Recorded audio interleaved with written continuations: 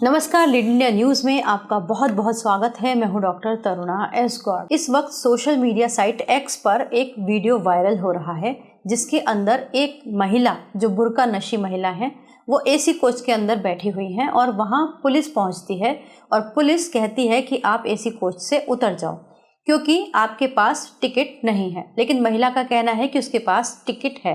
अब वो ticket general कोटे का है या फिर स्लीपर का है या एसी का, इसकी जांच पड़ताल होना अभी बाकी है। लेकिन इस वीडियो को पोस्ट करके लोग जिस तरीके के कमेंट कर रहे हैं उससे महिलाओं के प्रति जो लोगों के अंदर भावनाएं हैं उसको लेकर सवाल उठते हैं।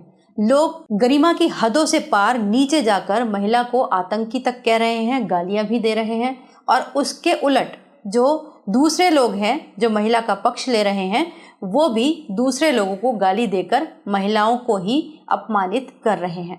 तो इस तरीके के हालात हमारे देश के अंदर हैं जहां पर महिला सुरक्षा की बात सुप्रीम कोर्ट भी करते हैं। मंगलवार को महिला सुरक्षा को लेकर एक जनहित याचिका पर सुनवाई हुई। उसके अंदर सुप्रीम कोर्ट ने महिला सुरक्षा को लेकर केंद्र सरकार को कड़ी फटकार लगाई। सुप्रीम कोर्ट ने महिला सुरक्षा को लेकर सरकार से कहा कि वो इसके लिए उचित उपाय करे। जस्टिस बीवी नागरत्ना और जस्टिस सतीश चंद्र शर्मा की खंडपीठ ने देश में वुमेन सेफ्टी को लेकर चिंता जताई है। सुप्रीम कोर्ट ने ये भी कहा कि महिला सुरक्षा के लिए सबसे ज्यादा जरूरी है कि लोगों की सोच बदली जाए। इसके लिए सरकार को शिक्षा में अगर बदलाव लाना चाहिए तो वो भी लाया जाए। साथ ही शिक्षा प्रणाली से बाहर हो चुके या फिर दूर हो चुके लोगों को सुधारने के भी उपाय करने चाहिए।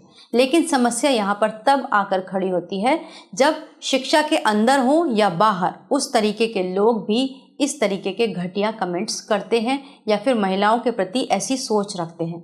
इसमें आज के समय का जो इंटरनेट है और उस पर जो कंटेंट है, जितना खुलापन है, उसको देखकर भी चिंता होना स्वाभाविक है।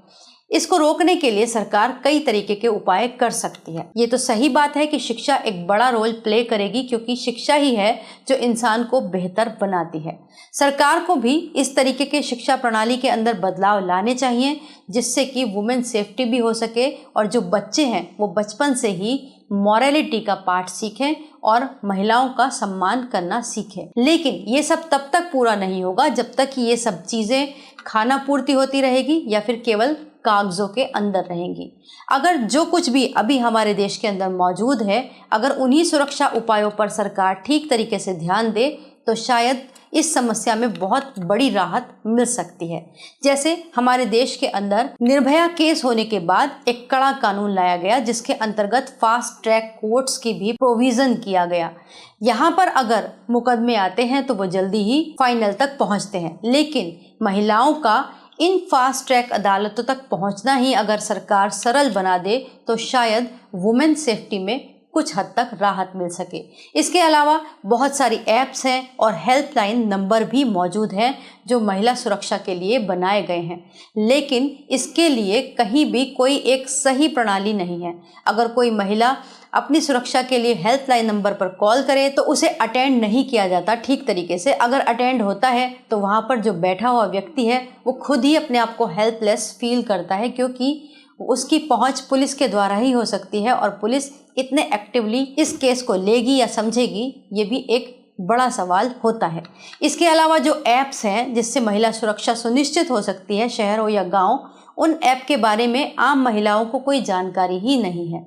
इनके लिए अवेयरनेस प्रोग्राम चलाए जाने जरूरी है। इसके अलावा जो भी हमारे कानून हैं अगर वो ही कड़े कर दिए जाए, चाहे वो पॉक्सो हो या फिर महिला यौन शोषण संबंधी अपराधों को लेकर हो, अगर उनको कड़ा कर दिया जाए तो निश्चित ही महिला सुरक्षा में समाधान होगा ही होगा।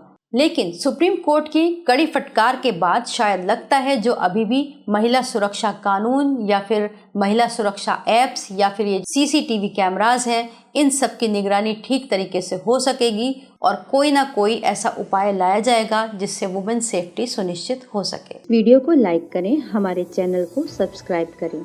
हमारे वीडियो सबसे पहले देखने के लिए बेल आइकन प्रेस करना ना भूलें।